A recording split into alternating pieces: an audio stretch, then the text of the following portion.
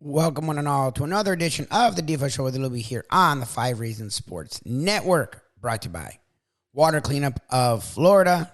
It is that time of the year where the weather can wreak havoc on us each and every day. That includes our homes and our offices. No worries. Water Cleanup of Florida has you covered 24 hours a day, 7 days a week, 365 days a year. Water Cleanup of Florida will take care of you. Just call them 954-579-0356. Any water, fire damage to your home or office, they are the people you want to give a call. Michael, Robert, George, their entire team, well over 60 years of combined experiences in this field, in this world, getting the job done. Their level of communication is unmatched. On top of that, with licensed, certified, insured contractors, they'll make sure that it looks brand new. 954-579-0356. WCUFL.com, at Water Cleanup FL on all the socials. Check them out on Google. Well over 85-star reviews. Water Cleanup of Florida. If you have the schmutz, they have the guts. The Miami Dolphins have been a little schmutzy lately on the offensive side of the ball, but they did get a win against the upstart Raiders, coming off 2 straight wins. We talked with the one and only John Congemi on our Pigskin Playbook right here, talking all things Dolphins on the Defo Show with Lubie on the 5 Reasons Sports Network. Pleasure to welcome this gentleman to the program. It's the Pigskin Playbook with the great John Congemi, longtime ESPN analyst, played professional football, starred here locally at St. Thomas Aquinas, and of course backed up Marino, and then took over the reins for Dan Marino at the University of Pittsburgh. John, welcome to the show. How are you, my friend? I'm doing great. Feeling good for a Monday. Dolphins had a big victory. Unfortunately for the Canes, they didn't. And gosh, I feel horrible for Florida State and what happened up there in Tallahassee on Saturday. Lubie surprisingly upbeat today, saying it's no problem and that this will fix a very difficult situation that he's been contending with, which is his despising Mike Norvell's play calling, because he has a playmaker. And he makes the comparison, John, is it a fair one? Because we did see, and I have to say this helped me. I was handed the Raiders plus 14 yesterday in my bookmaking venture. And, very nice. I see, the Dolphins are down there by the goal line with a chance to pad their lead. I think they were at like the 5 or 6 yard line. And I'm thinking, yeah, forget about that field goal, McDaniel. Let's go for that 4th and 3. And what does he do? He throws like a wide receiver bubble screen or something, which doesn't work. It's snuffed out right away. They turn the ball over on downs, and saving those 3 points, it wouldn't have made the ultimate difference, but it sure seemed to be a soothing and calming influence on me at the time. What did you make of it? I mean, if you look at the stats, didn't the Dolphins gain like 400 yards in this game, and yet people are saying that, and the defense was great with 3 turnovers. You had the 2 great Jalen Ramsey interceptions. But what did you think? I mean, it appeared to me that the Dolphins were dominating that game, and yet it still boiled down to that Ramsey pick at the end for a chance to help them avert the tie. I was waiting for Mike McDaniel to come out in the post-game presser and go, "Are you not satisfied? Like, what are you people looking for?" Right? Yeah. I mean, a win is it's so hard to win each and every week in the National Football League, and everybody kind of brushes that off. But when you take a Raiders team that was dead to rights 3 weeks ago, I mean, they couldn't get out of their own way. No. And you change the head coach, and you change the play caller, and you don't change really the players much. You add in a rookie quarterback. Yeah, he threw some picks, but gosh, at one point in that game, Aiden O'Donnell was 9 of 10 for 104 yards and a touchdown. And you're thinking, here come the Raiders, right? Here we go. We got them. But you hear Chris Berman ringing in your ears. Yeah, right. And it was kind of, for a Dolphin fan that was waiting for, we're so used to now just sitting down and looking for fireworks. We should have a 60-yard play every time we touch the ball, every time we come on the field. And it's not that easy, and teams adjust. And sometimes you're just a hair off, or pressure in the pocket makes you hold the football that one instance longer. And all of a sudden it's a disaster, or it's an incompletion at best for Dolphin fans. So yes, it was a defensive win. It was a field position type of thing. It was a sudden change afternoon for the Miami Dolphins on defense. They only allowed 6 points on, I think, 3 possessions that they were given to on their own 30-yard line, or basically thereabouts. Yeah. And I thought it was an outstanding performance. And for me, watching the game, even though you love to see fireworks, that was an entertaining game for me to watch because they had to find a way to win a different way. And the Miami Dolphins found that way. Well, they turned the ball over 3 times also. And as you exactly. said, John, and that hasn't happened in a while. Very compromising positions, at least on 2 of those occasions. I'm watching Tua. He fires that rock, and it does seem like you're going to have to concede the Dolphins something. And defenses are anyway. It looked to me like the Raiders had decided we don't want to get beaten deep, and that left a very soft middle of the field, which is usually where the Dolphins have their greatest success. And when you have Tyreek Hill, of course, that first touchdown he scored, he beats like 7 guys who were all in some kind of cockamamie zone. It looked like Tony Sperano had dug up the defense there, and he just flies by him. And you're asking yourself, okay, they've done everything they can to try to prevent this guy from getting a touchdown, and he makes it look easy anyway. Well, it was a zone, but it was a zone like you got him, I got him, nobody's got him, exactly. right? He kind of flew by everybody. Yours, yeah, exactly. and that was really the same way. I guess on the flip side, Devontae Adams, when he blows by both safeties for the Dolphins on that bomb, it was beautiful. Now, did he push off a little bit to get some leverage? Maybe, yeah, I could see that. But same instance where you've got guys kind of flat-footed, and you've got 2 premier wide receivers that have great speed, 1 elite speed in Tyreek Hill, and he just separates from everybody. And Tua, I know there's a lot of timing, and I know there's a lot of blind trust that goes into the throws that he makes over the middle, because he's anticipating throwing to spots, and he's trusting that his receivers are taking the proper steps, coming out of the breaks the proper way and at the right angle, because he's letting it fly and sometimes in harm's way. And it seems like a guy in the same color jersey is coming away with it almost every time. And if it's Tyreek Hill or Jalen Waddle, you get tons of yards after a catch. I believe I was looking up at one of the monitors during the game, and the Dolphins midway through the game already had over 120 yards after the catch, yards after the catch, compared to the Raiders where they had maybe 20 or 30. And that's the difference. Those guys make really good plays into plays that other teams don't have because of their elite speed and the room that they create with the fear of them going by them. Well, and now they're sitting there at 7-3. We had talked about all season long, pretty much, that you were looking at the last 3 or 4 games of the season as being the real telling point. And that would go along and in line with the old cliche about you're going to really decide who's good and who's not in December.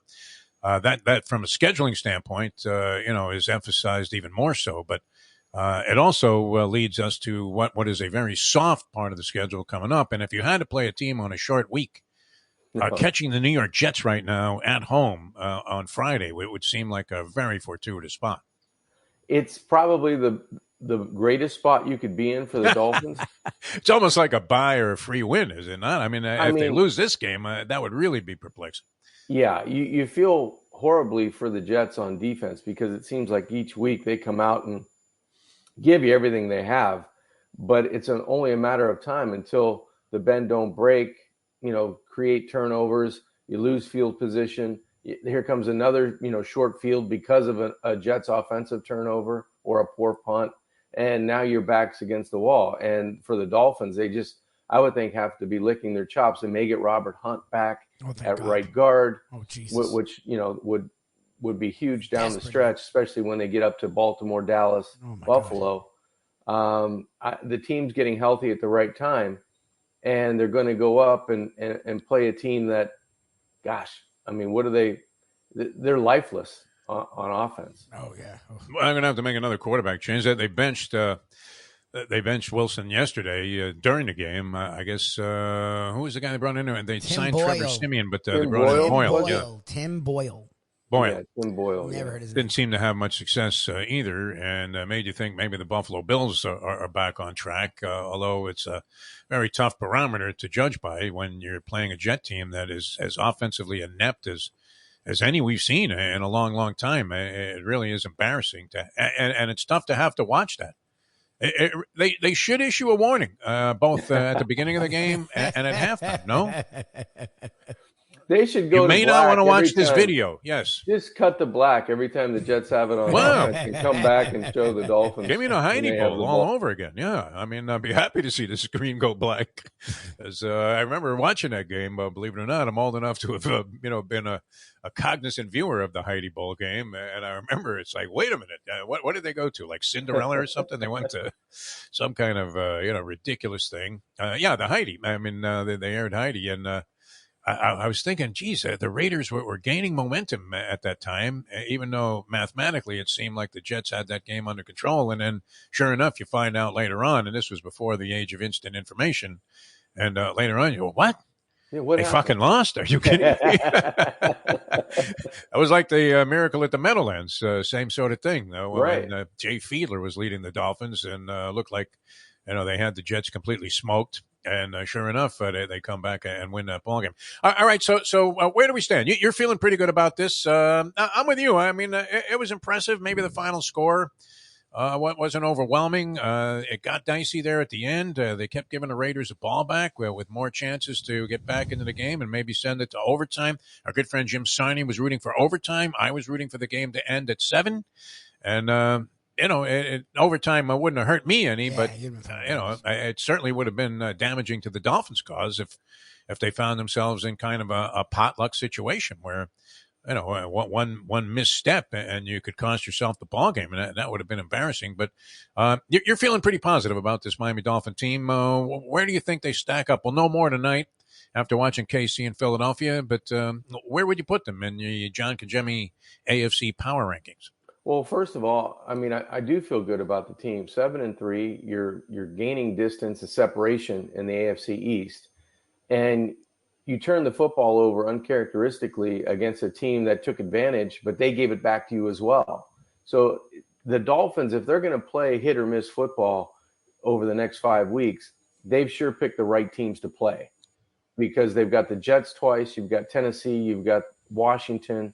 I mean, Tennessee was horrible yesterday, too.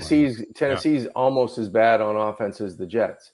Yeah, 4 games you should win. And that's saying a lot. Yeah. So I think they're in the strike zone of they're going to beat one of those teams, either the Jets, probably not the Jets, the Titans. I could see them putting 40 plus points on and really. I thought Will Levis was going to be better too, didn't you? Okay. I mean that first performance looked pretty encouraging. It seemed like it's a shorter sample size, but in college it was really good, and then it got progressively bad as he got more experience, whereas you thought it might go the other way. Yeah. And I think in the NFL it's going to be a quicker timeline to that because defensive coordinators are so good that they're going to have a book on them to say this is how we can really stifle this team without a lot of offensive consistency, I guess, with line play and moving the chains and staying on the field. It'll be a tough road for him, especially against Miami when they play on that Monday night. But I feel good about the team. Defense played great. Jalen Phillips had a couple of sacks. He had 2 forced fumbles. I mean, Wilkins was in there a lot. Yeah, Wilkins was in there a lot. They had 6 tackles for loss as a team. Jalen gets 2 picks. He's played 2 weeks and leads the team in interceptions, I think. So he might be the all-time Dolphin leader at this point. Yeah. I think Dick Anderson. He eclipsed Dick Anderson right with that second pick. I think you have to feel good about the team right now. You have to feel pretty good where you're sitting because they have to be able to win games down the stretch against good teams. But in order to do that and create separation and win the AFC East, you have to beat the teams that you're supposed to beat, and the Dolphins are doing that. Even though it was by a touchdown and you had a kind of edge of your seat till the last play, they found a way to win. Look, I don't expect them to win by 30 every game. It is the NFL. The Raiders have played inspired under Antonio Pierce. They do have actual talent on that team. They weren't supposed to be horrible. They were supposed to be good the last couple of years. McDaniels just sucks as a head coach. And that was more their issue than the talent on the team. I mean, they were 4-5. It wasn't like they were a one-win team. My frustration is the same things that are frustrating every week. And that's my problem. And instead of Mike McDaniel, it feels like saying, okay, fine, I'm learning. It feels like he's leaning into it. His short yardage play calls are bad. And they've been bad his whole tenure. And he's not even trying to, like, the wide receiver screen really doesn't work for them a lot. It just doesn't. When they do the one with the running back, or they do a running back screen, but when they do this, I'm going to say hike, throw it to a guy 3 yards behind the line and watch him get killed, that hasn't worked for them. Like, it just hasn't. And short yardage, it really hasn't worked for them repeatedly. So to me, why try the same thing over and over again to have the same shitty result? That's my, like, they won the game. The defense has come on in a way that we were waiting for. It's going to be really hard to score on this defense. They literally have talent everywhere. The linebackers position is not great, but you can't have everything. Their back end's as good as anyone. Now with Phillips and Chubb and Wilkins and Sealer, their front line's as good as anyone. So the defense did their thing. The offense should too, though. And that's my problem. They had 6 possessions inside the opponent 40 and got 20 points. Like, they should score more points than that. And then I even got over that. It's like, whatever, fine. You had 3 possessions inside the 10-minute mark to end the game. This isn't Joe Philbin. This isn't Fiedler. Like, this offense that is one of the best running offenses in football. You have Armstead, you have Williams. 3 possessions, run 5 minutes off the clock, get a field goal in the game. They got 2 first downs on all 3 possessions combined, punted all 3 times. And it's like, okay, like, that is an issue to me. If you want to be a great team, which no one's saying they are yet, they're trying to be, you end the game. 5 minutes, get a field goal. Even if you don't get a touchdown, give them the ball back with 4 minutes. Give them the ball back with 2 minutes. You're up 2 possessions. The fact that they kept getting the ball back and the defense kept having to save them, that's my issue in that game. It's not the final score. It's when they had a chance to end the game, which is what a Chiefs would probably do, or a Ravens would do, or an Eagles would do. And even this year, the Eagles have done this. They didn't do it. When they had a chance to end the game on offense, and they have a great offense, they didn't. So that's the thing that sort of scares me about this team is when they have a chance to put teams away lately, they're not doing it. They're winning, but they're not doing it. And I'm curious if that's something that'll come back to bite them in the ass later. It could, because just look at the caliber of teams that they've lost to and look at the caliber of teams that they have left on the schedule that they have to beat. Now, they may not have to beat them to win the AFC East. They may have that wrapped up before they get to the Baltimore Ravens or the Dallas Cowboys or the Buffalo Bills. But when you get into a playoff situation, maybe on the road against Kansas City or Baltimore, depending on how the chips fall at the end of the year, you're going to have to pull out games or stay on the field, to your point, Lubie, or score in the red zone on a 4th down try without throwing the ridiculous wide receiver screen. I will give Mike McDaniel credit. Do you like that play? Do you like that when they do that? If you have Randy Moss. It's one of those in the red zone, it situations. seems like In the red zone, I don't like it. Yeah. Out in the middle of the field is much better than in the red zone, because in the red zone everything happens quicker. Right. And unless you get the right angle and he's not playing press man, and you don't have a guy that like anticipates that play, you're kind of like crossing your fingers as a fan. Don't call the wide receiver screen. So if you're doing that as a fan, what do you think the opposing defensive coordinator has been preaching all week, right? Wide receiver screen. I do think, though, the play that my most favorite play of the game was the halfback delay in the red zone. Great call. Where, that was a great where call. Ahmed walks into the end zone Great call. because of the angle created by the motion and the delay, where they have Connor Williams coming out and just killing whoever it was on the angle block. And then the tight end, Hill, I don't know, 89, he fumbles every time he gets the ball. But that guy, he ends up getting an angle block, and it was free sailing. 3 catches, 2 fumbles or something. It was beautiful. I mean, that was a great call. Absolute perfect design, play call, right time. And I'd like to see them do that with the tight end sometimes. I like to see them do that with when they bring Hill back into the backfield, have them do that with him and send everybody deep and let him come underneath. I mean, that's just an old kind of tight end delay, fullback delay, old school 70s, 80s call that has a motion and a wrinkle to it now that worked perfectly for the Dolphins yesterday. It's kind of an Oppenheimer situation for me with McDaniel. I mean, created something that scientifically shows genius, and yet there are repercussions and unfortunate negativities associated with it because you're depending on this explosive offense, not to necessarily continue the bomb parallel, but and then you want to keep using it. And yet I was thinking on that play when they were down there that we were talking about where they ran the screen. Just run Mostert up the middle That's one time. Just ram it down their throats one time. Yeah, that's what you see other teams do. It was working. I would love to see them repeat. So they ran him once, and he kind of 1 or 2 yards. But do it again. Do it again. Yeah, Just do it again. the offensive linemen love that. I mean, the guy's got that. 13 or 12 or 11 rushing touchdowns. Right. He finds creases and he runs over people. Yes. Give it to him again. Yeah, and that's a play too, where you could have opened up the game and changed the entire dynamic for the way the rest of the game was contested, and instead you leave the Raiders, Las Vegas, in a situation where they're emboldened by what's happening, even though they were facing their own offensive struggles in that one after the Devontae Adams catch. They didn't really do much to impress you, and yet they're still hanging in there with a legitimate shot to at least take it to overtime, or maybe even take the gutsy move of going for 2, which I don't know what Pierce's attitude would have been towards that. But, you're thinking, geez, if we get out of here, escape with a win, that would really be something. Yes, it won't be easy. The Dolphins have 4 games that should be winnable against the Jets twice, the Commanders, and the Titans. But they then take the Bills to end the season, the Cowboys, and the Ravens. But the Dolphins right now are just, I guess, a half a game out of first place in the AFC. They take on a very hapless Jets. Offensively, they're a disaster, going with Tim Boyle, a guy none of us have ever heard of at quarterback, this Friday. So we'll see. It feels like things are shaping up nicely for the Dolphins. They're getting healthy at just the right time.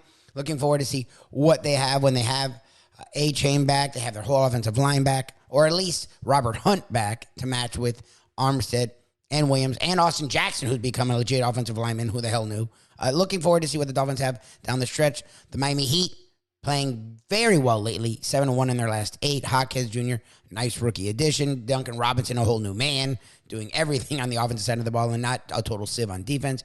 Butler's contributing, not playing dominant yet, but contributing. And Bam is playing like we thought he could play.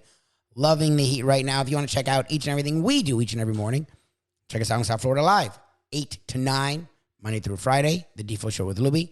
Check us out on our national show we do each and every day, 10 to 12, the Tony Bruno Sports Network, Defo and Lubie Show.